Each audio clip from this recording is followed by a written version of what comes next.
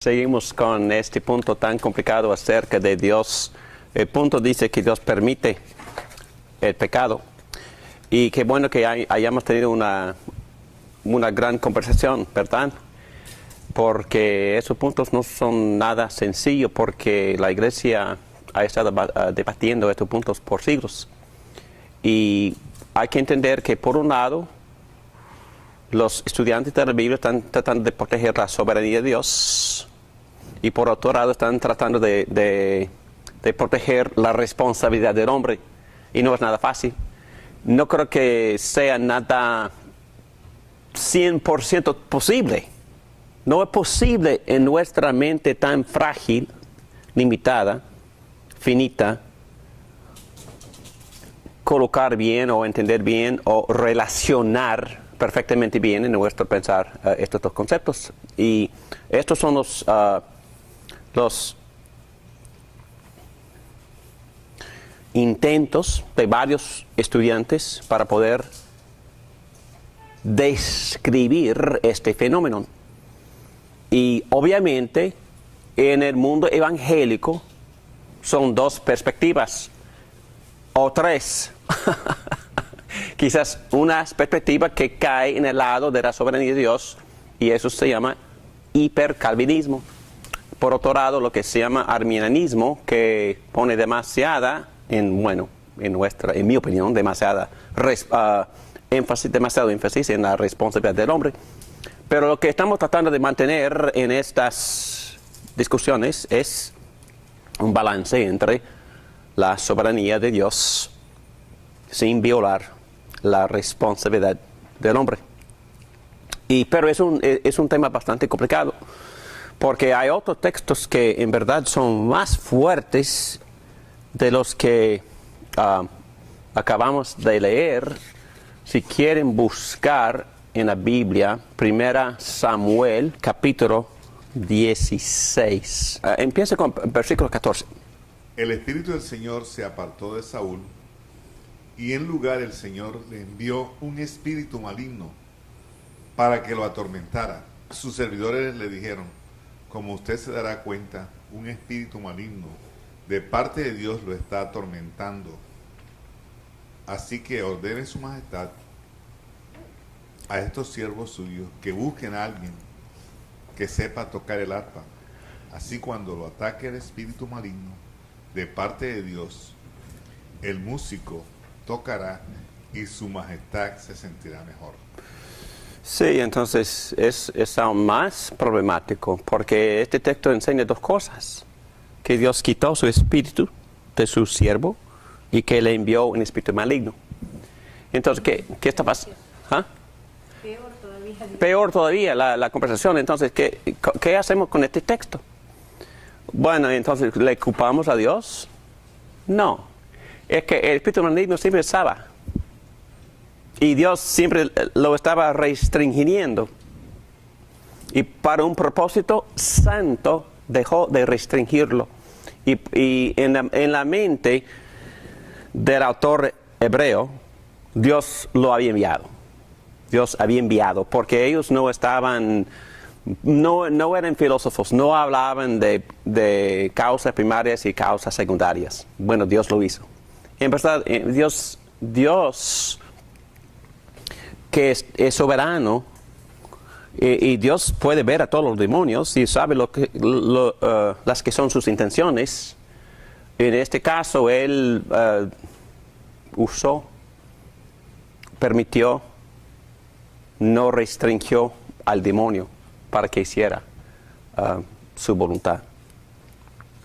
Hay otro punto que tenemos que enfatizar, que Dios también no solo previene, no solo permite, pero también Dios dirige el pecado y transforma la maldad en bien.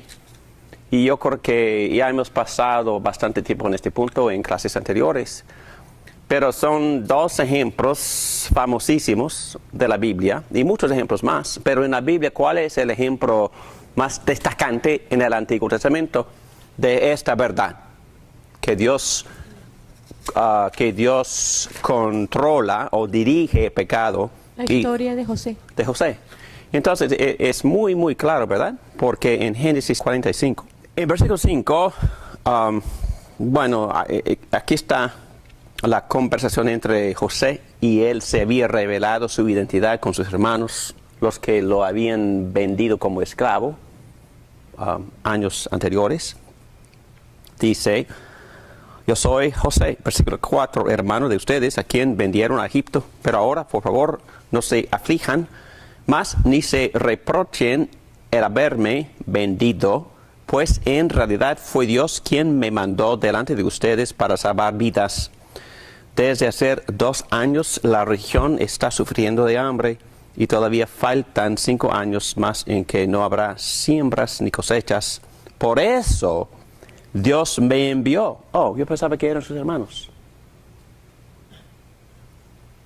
José interpretó las malas acciones, los pecados de sus hermanos como la mano de Dios en su vida, guiando a José, guiando su vida para que cumpliera la voluntad de Dios. ¿Dios hace eso?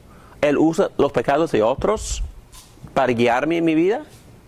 ¿Está en control de sus pecados para mi bien? Definitivamente.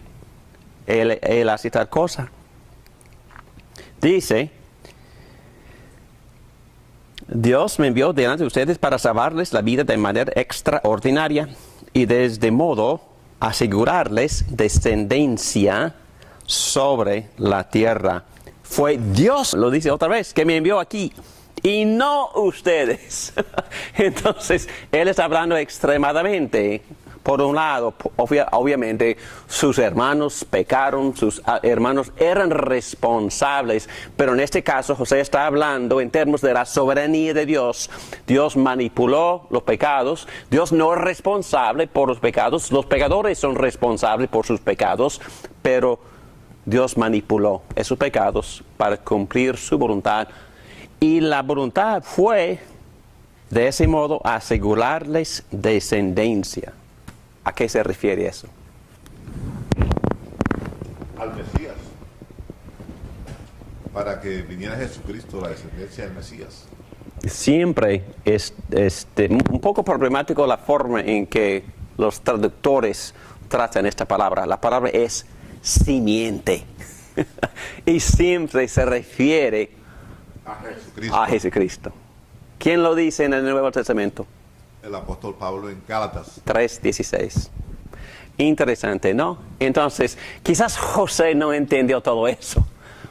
Quizás Moisés, quien escribió esto, no entendió todo eso, pero lo escribió.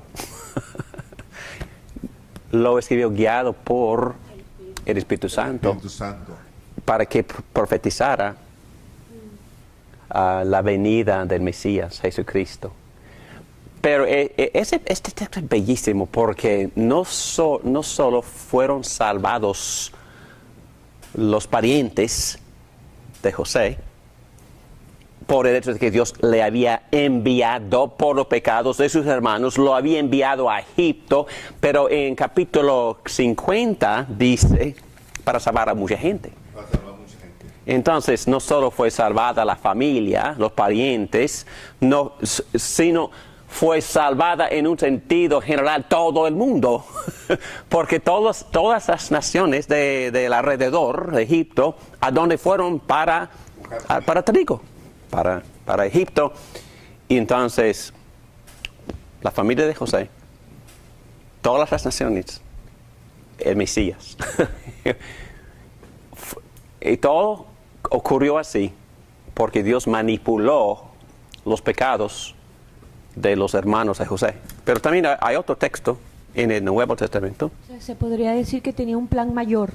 Mayor, siempre tiene plan mayor. Un plan mayor. Salvar a mucha gente. Salvar a mucha gente, siempre. El de Hechos 2. Léelo. Hay que tener cuidado de no decir, ¡qué bueno que hayan pecado! Jamás. ¿Quién dice esto? Pablo en Romanos 6. ¿Qué dice en Romanos 6? Voy a leer rapidito. ¿Qué concluiremos? ¿Vamos a persistir en pecado para que la gracia abunde?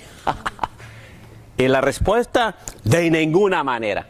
Entonces, no es una forma tonta, necia de pensar, pero después de que habían pecado, Dios manipuló el pecado, colocó el pecado, controló el pecado y dirigió las consecuencias del pecado, los resultados del pecado para un beneficio para todo el mundo. Hechos 2.23 dice, este fue entregado según el determinado propósito y previo conocimiento de Dios. Y por medio de gente malvada, ustedes lo mataron clavándolo en la cruz. Entonces, ¿qué pasó? ¿Quién tenía la culpa? Los que lo mataron. Y él nombra a los que tienen la culpa. Sí, Los romanos y los judíos. los romanos y los judíos. Ok, y bueno, sabemos teológicamente que mi pecado lo puso en la cruz, entonces yo lo maté. Pero, ¿qué demás dice? Que eso pasó en términos de De su propósito y su previo conocimiento. su previo conocimiento y su propósito. Ok. Entonces, bueno, este punto es más positivo. Obviamente nos gusta pensar en esos términos. Dios manipula el pecado, qué bien. Dios no se sorprende por mi pecado o por el pecado de los malvados, qué bien. Dios está en control, qué bien. Todas las cosas sirven para el bien de los que lo aman y son llamados según sus propósitos. Y ese propósito se encuentra en el versículo 29 de Romanos 8. ¿Y cuál es? Conformidad a la imagen de su Hijo. Entonces, en un sentido muy general, así como dice el autor de Hebreos en capítulo 12, versículo 10, esta disciplina, esos pecados de otros, y yo digo esto con muchísima delicadeza, si todo sirve para mi bien, las consecuencias de mi pecado me sirven para mi bien. Sí, definitivamente sí. Totalmente, eso no es pretexto ni excusa para pecar, pero es la verdad. Dios en su misericordia manipula, usa las consecuencias para santificarme. Y quizá, y si Él hubiera quitado todas las consecuencias de los pecados de todos, entonces, ¿quién aprende? No, Dios dice que debemos de ver esas cosas como disciplinas de un padre compasivo, manso y que disciplina para nuestro bien. Muy bien. Número 4, obviamente Dios limita el pecado y lo hace constantemente. Lo hace constantemente. Dios restringe el límite del alcance del mal. Si no, el mundo pudiera ser sumamente más malvado de lo que es ahora. Pero bueno, no sé, no temo a manejar mi casa esta noche. Y hay personas que tienen dinero en todos lados, pero en verdad la ciudad está más o menos segura. Y Dios está restringiendo el mal en todos lados. Por supuesto no viviríamos tontos, no nos metemos en lugares peligrosos, pero en general vivimos seguros. Y no es la ciudad más evangélica del mundo tampoco. No es la ciudad en la cual hay un gran número de personas que frecuentan las iglesias los domingos. No, es un número muy bajo en esa ciudad. Pero a la vez es una ciudad que Dios controla en su soberanía, que Dios protege.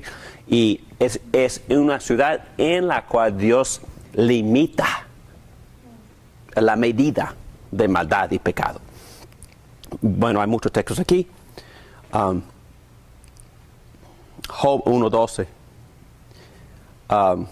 Muy bien le contestó el Señor, todas sus posesiones están en tus manos, con la condición de que Él no le pongas a la mano encima.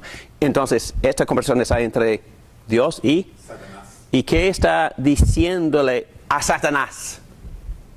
Dios. Están dándole permiso, pero un límite. Entonces, ¿está en control de Satanás, Dios? También. Martín Lutero dijo que Satanás es el Satanás de Dios, posesivo. Es su hijo. Y no es mi palabra. Es su, bueno, el mismo texto dice hijo. Hijo en el sentido de que Dios lo había creado. Él pecó y cayó, por supuesto. Y solo él tiene la culpa y la responsabilidad, pero en el sentido de ser criatura es hijo. Pero es un hijo finito, no soberano, ni todopoderoso, ni omnipresente. Es un mero demonio. ¡Pum! No, es un mero demonio que tenemos que respetar y hasta temer en el sentido de vivir cuidadosos, pero tampoco está al nivel del Dios soberano infinito, todopoderoso. Y tiene su fin, tiene su día en corte, ¿verdad? Y tiene su día de juicio, tiene su día de castigo. Ok, muy bien. En página 130, sujetó al dragón y a aquella serpiente antigua, que es el diablo y Satanás, y lo encadenó por 1000 años, lo arrojó al abismo, lo encerró y tapó la salida para que no engañara más a las naciones hasta que se cumplieran los 1000 años. Después habrá de ser soltado por algún tiempo. Bueno, Dios está en control de todo eso, ese punto.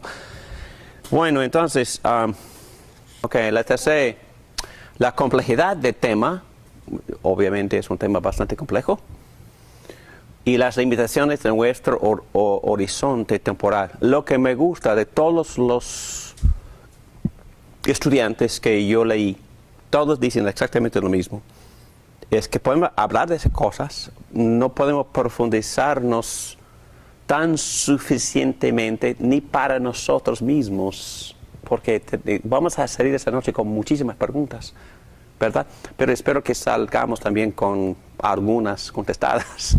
Pero nunca vamos a comprender completamente la relación entre Dios soberano y hombre irresponsable. Dios santo y Dios que está en control de todo, y la existencia del pecado, el mal y tanto sufrimiento.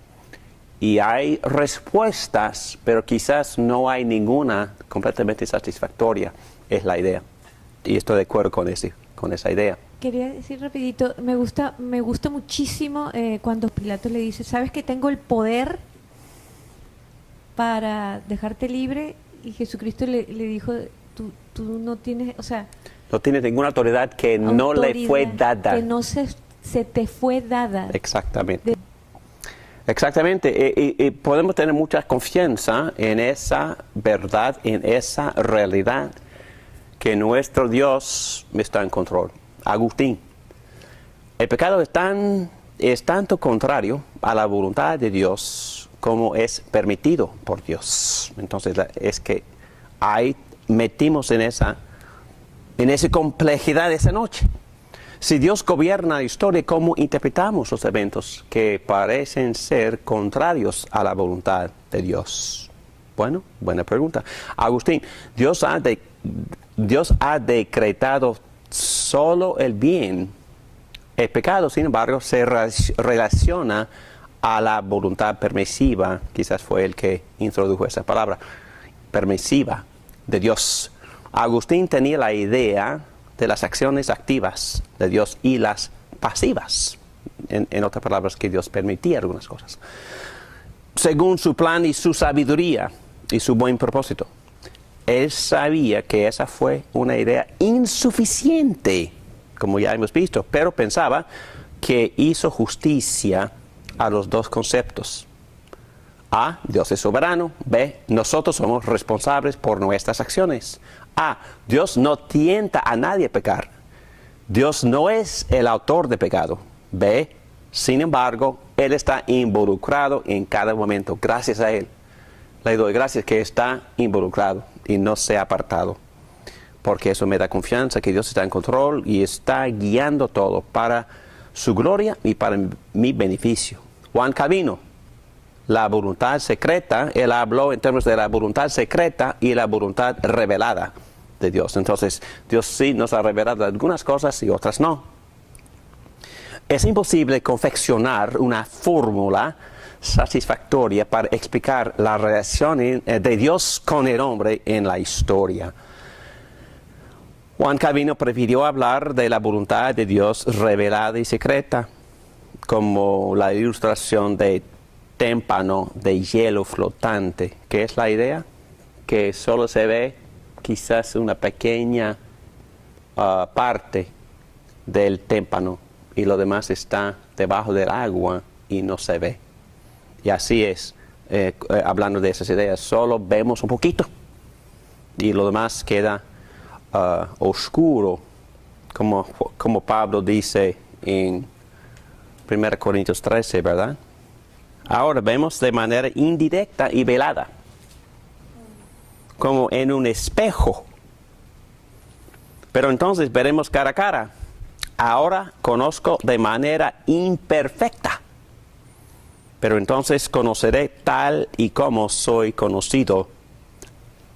Entonces ya no entendemos, en verdad no entendemos muy poco, pero entendemos lo que Dios quiere que entendamos, lo que Dios ha revelado. Él ha determinado que esa medida de revelación es suficiente para nosotros por ahora. Y no es decir que no sigamos estudiando y tratando de comprender, no, pero hay que también dejarnos en paz esa noche y dormir bien, porque Dios nos ha revelado todo en este momento. Pero un día nos va a revelar un poco más, porque lo vamos a ver cara a cara y vamos a comprender muchas cosas más, pero tampoco vamos a ser lo que se llama omniscientes, tampoco. No vamos a llegar a ser dioses. Y entonces quizás es que es un chiste, pero en verdad no es chiste, porque quisiéramos saber ahora muchas cosas.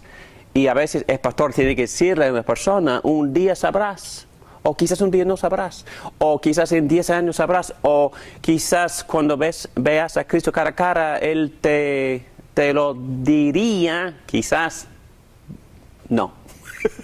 Entonces, tenemos que dejar contentos con lo que Dios nos ha revelado. Aquí dice, no limitamos el gobierno de Dios a las cosas que comprendemos, porque Dios también gobierna las cosas que no comprendemos. Dios está involucrado en todo, aunque no comprendamos la relación entre la actividad de Dios y la del hombre pecador. Sabemos que si Dios quitara la mano aún un poco, todo se disolvería y perecería. Calvino nos recuerda que Dios nos manda a ejercer el cuidado sobre nuestras vidas y orar, porque estas cosas son parte de la realidad y parte de su plan secreto de gobernar todas las cosas, aun si no las comprendemos. Bueno, ahora bien, sabemos que Dios dispone todas las cosas para el bien de quienes lo aman, los que han sido llamados de acuerdo con su propósito. ¿Y cuál es su propósito? Ponernos conforme a la imagen de su Hijo Jesucristo. Muy bien. Y respondo, Romanos 9:20, ¿quién eres tú para pedirle cuentas a Dios? ¿Acaso le dirá la olla de barro al que la modeló? ¿Acaso le dirá la olla de barro al que la modeló? ¿Por qué me hiciste así? ¿No tiene derecho el alfarero de hacer del mismo barro unas vasijas para usos especiales y otras para fines ordinarios? Lo que es feliz o triste, próspero o adverso, nos viene de Él. Entonces hay providencia oscura, que nos parece oscura al principio. Y por supuesto, como Job dijo, tenemos que aprender a recibir lo que parece ser malo, tanto como las cosas buenas. Por lo tanto, tenemos la fe en la bondad de Dios y en sus propósitos buenos. Esta verdad nos trae consuelo, no caos. Estas verdades nos trae confianza porque hay un propósito y sabemos cuál es el propósito y sabemos que Dios va a cumplir con sus propósitos garantizadas por la resurrección de su Hijo Jesucristo. Hay esperanza, hay un futuro, hay un buen futuro. Esas verdades nos enseñan esto y nos estimula a actuar y orar, porque nuestro servicio sí cuenta, porque Dios nos usa. No es decir que Dios está en control y Dios lo hace todo por su propia cuenta. Dios ha determinado de antemano usarnos a nosotros a cumplir sus propósitos en el mundo, a usar nuestros hechos, a usar nuestro amor, a usar mucho nuestras oraciones. Él toma en cuenta todo esto, pero vamos a dar una clase completa sobre esas cosas, esos medios. Dios tiene un plan y que contiene todas las cosas que supuestamente se aparezcan malas o las buenas. Dios tiene un plan que contiene todas las cosas, el fin tanto como el proceso. A veces tenemos en mente solo Dios ha planeado el fin. No, Dios ha planeado el proceso. Dios ha planeado los detalles. Dios ha planeado mis pasos. Pero también soy responsable por mis pasos que Dios ha planeado. Recuerden el texto que dice que somos criatura suya, somos hechos criaturas nuevas para hacer buenas obras. ¿Pero qué tipo de obras? ¿Obras que Él preparó de antemano? Obras que Él preparó de antemano. Entonces, ¿Él sabe las cosas que voy a hacer? ¿Él ha planeado las cosas que yo hiciera? Definitivamente es lo que dice el texto, para que anduviésemos en esas obras que fueran preparadas, pero tengo que caminar, tengo que andar. No es cuestión de sentarme en el sofá y esperar hasta que Dios cumpla con su voluntad. No, es que Dios ha tomado en cuenta el proceso y cada acto responsable y cada oración de su hermano en su proceso, en su gran plan. Jonathan Edwards dice, el problema de la perspectiva, él habla del problema de la perspectiva histórica.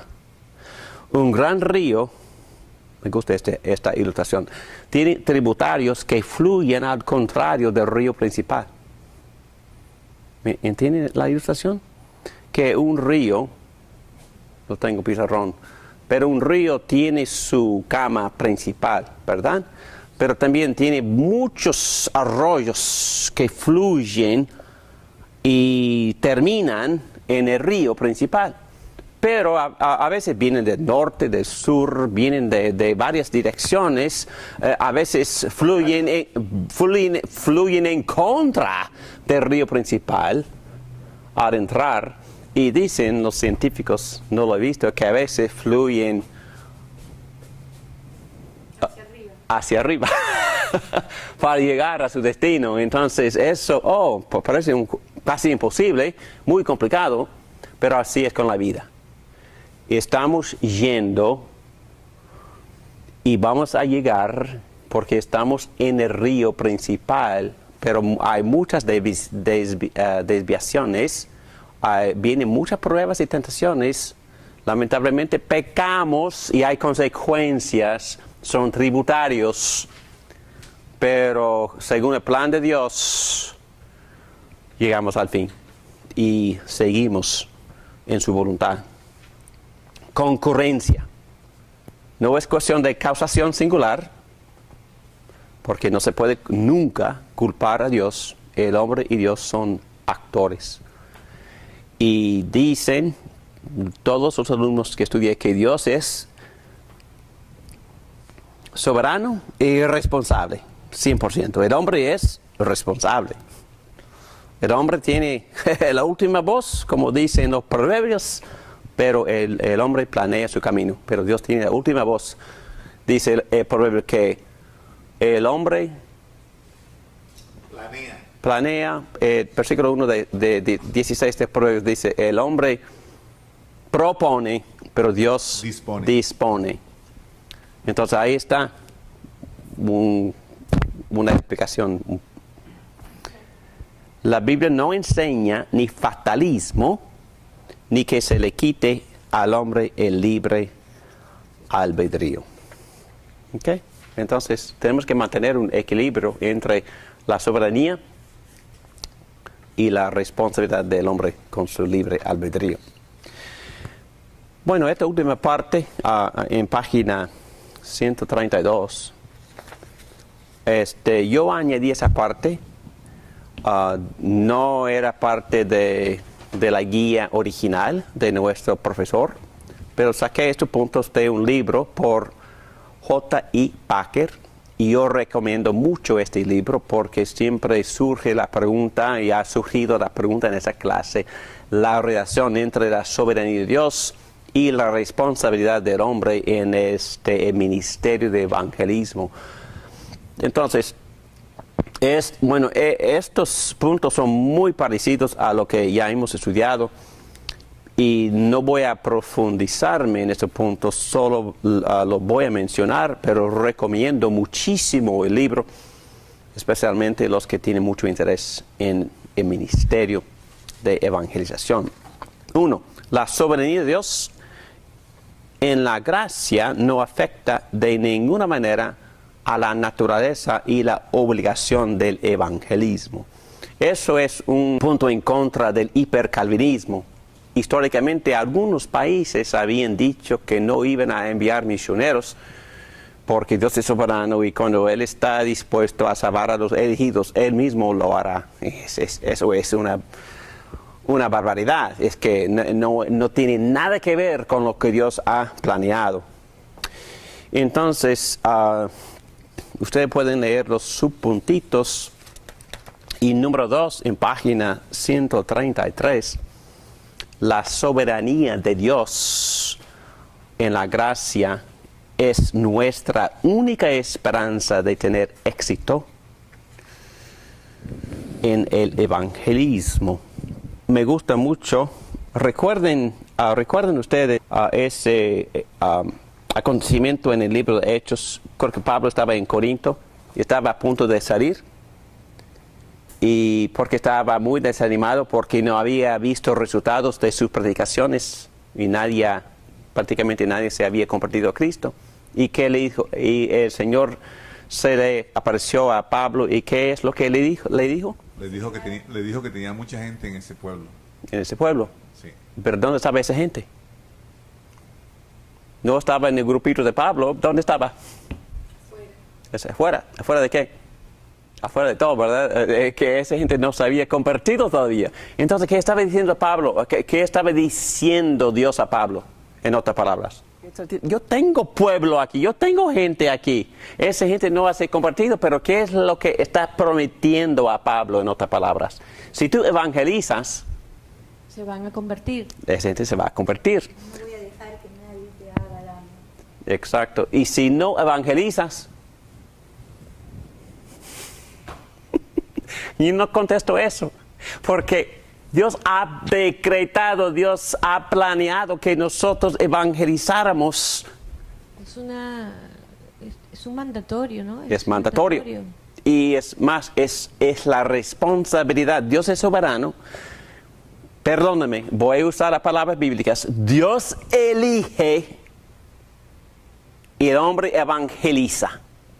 Y los elegidos no se convierten excepto que el hombre evangeliza. Porque ese plan, porque Dios ha planeado que los elegidos se convertirán, pero también Dios ha planeado que el hombre ora, ama y proclama las buenas nuevas, porque ¿qué usa en lo ordinario? ¿Cuál es el medio ordinario que Dios usa ordinariamente para convertir a los no creyentes? La predicación del Evangelio. Es el plan que Dios ha elegido, el plan que Dios quiere que nosotros ejecutemos. Él es soberano y nosotros sumamente responsables. La soberanía de Dios en la gracia es nuestra única esperanza de tener éxito en el evangelismo. Es como si Dios le dijera a Pablo que siguiera predicando, enseñando y no dejara que nada se lo impidiera.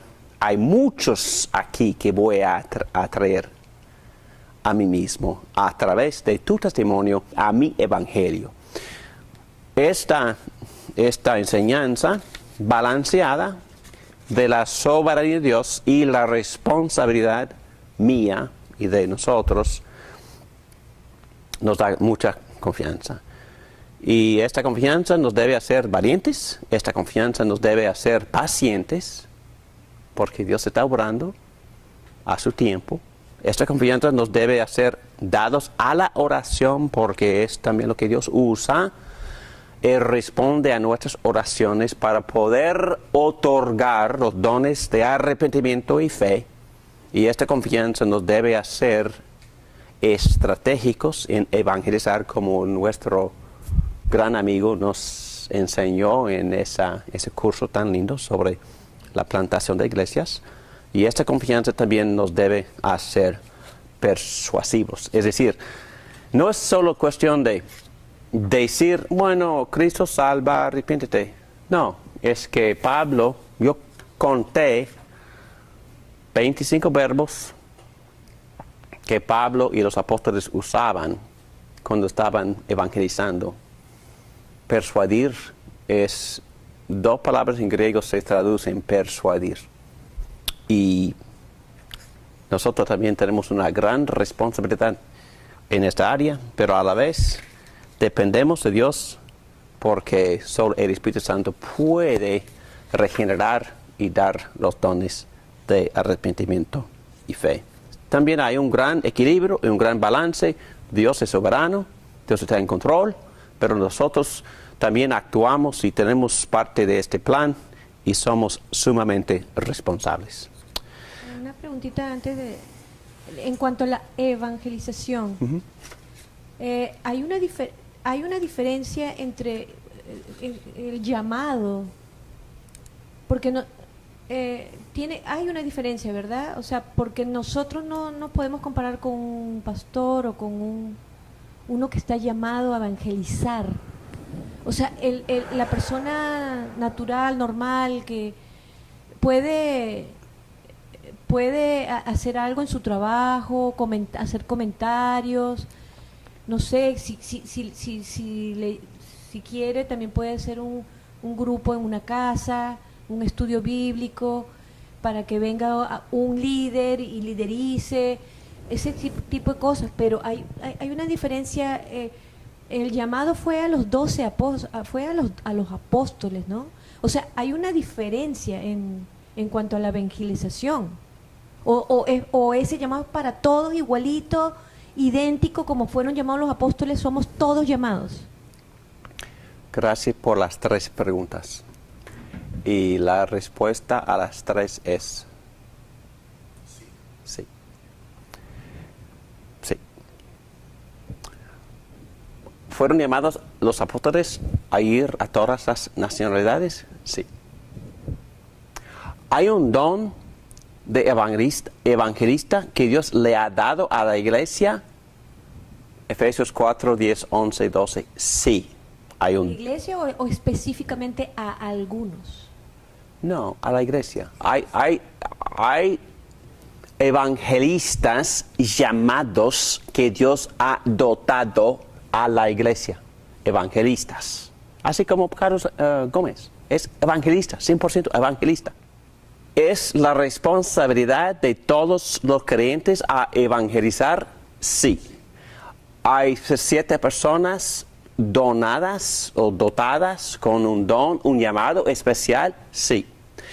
La iglesia en general es el evangelista, el embajador de Dios en el mundo. ¿Con qué responsabilidad? Rogarle al mundo a se reconcilie a Dios. Segunda a Corintios 5:17. Y más adelante en ese párrafo. Pero mi punto es este. Cuando Dios quedó perdónenme la palabra, harto de la inactividad de los primeros creyentes en Jerusalén por no evangelizar. ¿Qué hizo? Los dispersó. Envió una persecución para que se dispersara. Y versículo 4 de Hechos 8 dice que todos excepto los apóstoles se fueron de la ciudad y a donde iban predicaban, evangelizaban. Que es gente normal, gente común, los miembros de la iglesia. Y los miembros de la iglesia, me imagino que algunos de ellos evangelizaron tan efectivamente que el resultado fue iglesia, iglesia, iglesia. Por ejemplo, cuando Pablo le escribió su carta a Roma, ya estaba una iglesia. ¿Qué apóstol había ido a Roma? Que nosotros sepamos, ninguno. Pablo nunca había ido a Roma. Él escribió la carta antes de ir a Roma.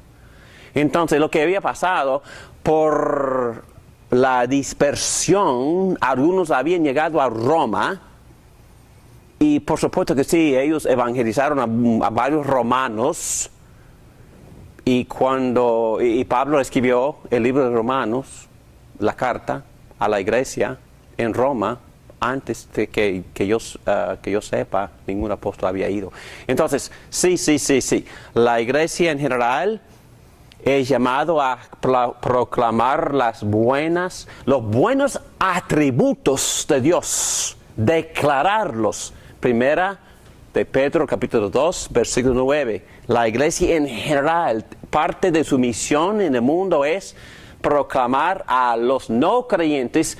Y estudié esto hoy porque muchos me han dicho, está bien, es para que prediquen en la iglesia. No es para predicar en la iglesia. Si uno estudia esas frases que Pedro usa en su carta y volver al Antiguo Testamento docenas de veces, ese mismo lenguaje se le aplica a la necesidad y la obligación que Dios le había dado a los judíos en el Antiguo Testamento de proclamar las buenas nuevas a todas las naciones.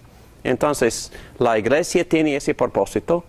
Hay ciertas personas que Dios le ha dado el don muy específico, el llamado, pero en general todos nosotros, según este mandato, según este privilegio normal de cualquier hijo de Dios, testificamos a Cristo. O sea que un cristiano que solamente va un domingo a escuchar el sermón y nada más, no está haciendo lo que debe hacer. Si no está tratando de evangelizar, yo creo que está perdiendo una gran parte de su obligación, sí. Y no digo eso para echar culpa. Es que la mejor forma de evangelismo es evangelismo corporal o evangelismo por medio del cuerpo. Es decir, si por ejemplo, Jesús siempre enviaba a los discípulos en pares, en dos. Y cuando Jim Kennedy entrenó evangelismo explosivo, él siempre envió a los evangelistas en tres. ¿Por qué? Porque no quería esta confusión de un hombre no casado con esta mujer que anduviesen juntos en la calle. No, es que por eso, para evitar este problema, siempre envía tres. Cualquier hombre, cualquier mujer, se pueden ir dos hombres y una mujer o dos mujeres, no importa si están casados o no, es que pueden ir juntos en tres, por fácil. Entonces, pero el punto es este. El evangelio sí consiste en proclamar, y no quiero minimizar eso, porque si no proclamamos no estamos evangelizando. Pero todo el mundo sabe, y ustedes saben, que el amor también es una gran parte. El amor. Tenemos que amar al no creyente, tenemos que amar al prójimo. Y cuando amamos al prójimo en grupo, mejor todavía. Porque la persona a la cual estamos tratando de evangelizar, ¿qué va a haber? Que dice Cristo que va a haber unidad. Va a haber amores de discípulos y va a recibir una gran atracción Se va a preguntar, ¿verdad? solo por la comunidad de amor. Pero por supuesto, si no predicamos desde esta comunidad es que tampoco estamos cumpliendo la responsabilidad. Pero digo que el amor lo hace mucho más efectivo, lo que estamos tratando de hacer. Entonces es mejor tratar de hacerlo en equipo, en mi punto. Pero al decir eso, hay individuos muy eficaces. Y también como individuo debemos de intentar. Y debemos de orar por las personas en nuestros círculos y debemos de tratar de testificar a Cristo con estas personas. Y ya. Entonces no es clase sobre evangelismo, pero yo digo que... ¿Ah? El oikos creo que es la mejor forma de evangelizar. Sí, pero esa palabra es una palabra en griego. Oikos es una palabra que se encuentra a través de todo el Nuevo Testamento. Cuando, por ejemplo, Pablo evangelizó a Lidia, él bautizó a todo su casa. Oikos. Cuando Pablo evangelizó al carcelero, él fue a su casa, predicó el evangelio y bautizó a todos sus oikos. Y casi todo el mundo considera que fue una casa más latina que anglosajona. ¿En qué sentido? La familia extendida con las nenas, esclavos, jardineros. Entonces, si todos están bajo la autoridad de la líder, Lidia, del líder carcelero en esa casa, oh sí, aceptamos nosotros estas grandes nuevas de salvación en Cristo y el oikos. Pero digo, y termino, el oikos, el grupo, el equipo de cristianos que se aman, que oran juntos y oran efectivamente todo lo que nosotros hemos aprendido acerca de lo que hace el Espíritu Santo, puertas abiertas, claridad, de nuevo, todo eso, oportunidades. Y cuando hay una oportunidad, amamos, oramos y testificamos. Oramos y también específicamente, he visto a Pedro, y mejor usar a Pedro que a cualquier otro. En estas clases, cuando viene la gente no creyente, tratamos de predicar el Evangelio constantemente desde aquí, pero no es suficiente porque después buscamos conversaciones más detenidas y privadas para aclarar y quizás ustedes ya saben. Es lo que pasó con algunos de ustedes, ¿verdad? Y es lo que pasó con esa señora que sí, usted trajo. Después buscamos oportunidad. Y también con otras que has venido, o has traído. O varios han tratado de explicar en privado o en otras conversaciones más detenidas lo que significa las buenas nuevas, en un resumen de todo.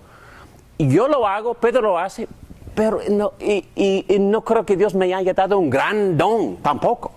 Pero siempre me inculcaron esta responsabilidad. Tengo que hacerlo. Y a veces Dios bendice y a veces vemos fruto. Pero hablando de mi don funciona mejor cuando David Morán está un poco cómodo. Y cuando hay ayuda, ¿me entiendes? Hay otros hermanos y hermanas. Pero no me atrevo a... no, es más, me gusta. Y no es porque soy pastor. Porque hay pastores que nunca lo hacen. Y no tienen ni el don, ni el deseo.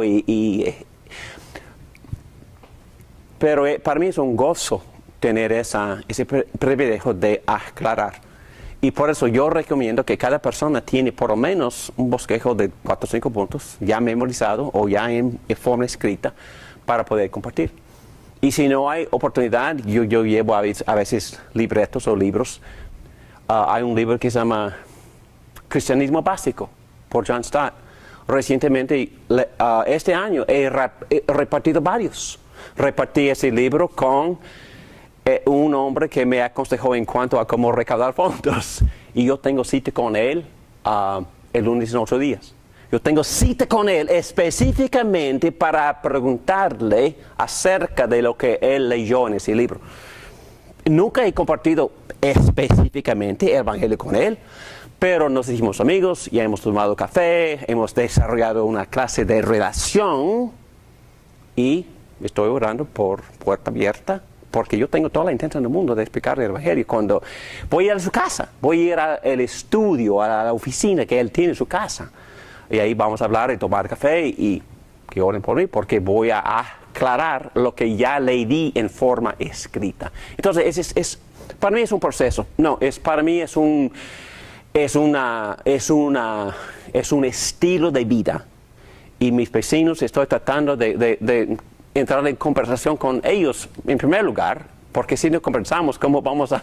Es muy difícil porque nadie quiere conversar. Qué bárbaro, es que no entiendo, que no quiere conversar. Entonces, cuando voy a la vecina, yo estoy, ay. ¿Quién es ese? Hi. Entonces, no, pero lo hago y a veces me responden. Uno entre 10 entramos en conversación. Bueno, si esa persona sigue conversando conmigo, yo sé lo que va a pasar. Tarde o temprano. Hay personas con el don de hacerlo en el primer encuentro. Yo no tengo ese don. En muy pocas ocasiones lo he hecho. En mi juventud lo hacía constantemente. Yo creo que avergonzaba a todo el mundo. A mí mismo y a ellos. Pero me sentí tan obligado a hacerlo que siempre lo hacía. Pero no es decir que no haya dejado hacerlo. Es que si una persona entra en mi vida, y no es creyente, David Morán cree en la providencia de Dios, que Dios coloca todo.